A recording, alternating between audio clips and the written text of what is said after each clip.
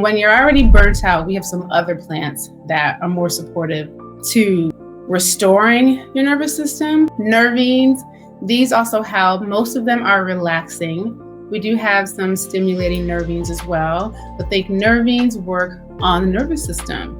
Most of them help to nourish, to calm, to tone, and to bring us into a parasympathetic nervous system state. So bring us into that rest and digest, that calm down, that you're just looking at an email. It's not a lion, it's not a tiger, it's not a bear.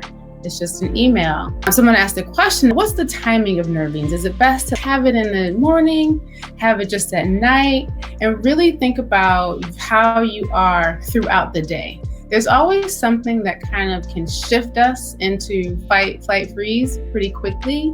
And so that morning cup, if you start like, I'm gonna have my nervines in the morning, I'm gonna have my skull cap or my chamomile, my lemon balm, in the morning, well, by the time we get to 2 o'clock, you've been flipped into another state. So I'm a really big fan of having a daily infusion. This is my 2 to 3 cups that you sip throughout the day so that you're offering your body and offering yourself continual support for when those moments where our energy shoots up or something happens or we get stressed. Struggling with a health issue that just won't budge. You want a holistic path. You're even thinking about becoming an herbalist, but you need real guidance. Let's talk. Book a free call with me and we'll figure out your next right step, whether it's a private consultation or one of my signature programs like Herbal Medicine for the Soul. So if you're ready to feel better and live on purpose, click the link and schedule your free call today. Let's get you aligned and moving forward.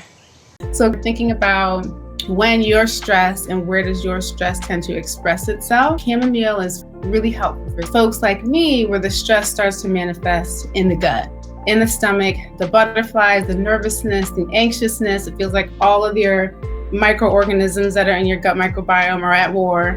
Sometimes people can have looser stool or be constipated. So chamomile is really helpful for that.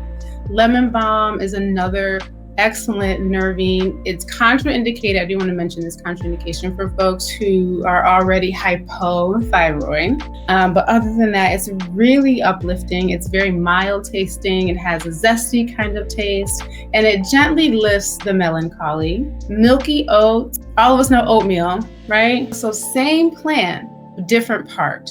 So oatmeal is the grain. So when the straw grows, and it grows to about 3 feet, 2.5, 3 feet. And when you pop the seed, there's this milky kind of like sap latex that squeezes out. It's a very short window in the growth cycle of the plant. But milky oat tops, you always have to get them fresh. It's when the seed is milky before it turns into the grain of oatmeal. And that is something that we call restorative for the nervous system. Restorative is a really unique herbal action. Like you don't find this in pharmaceuticals, where it has the ability to restore under functioning, drained, depleted systems, organs, and tissues. And milky oats is one of those restorative herbs specifically for the nervous system.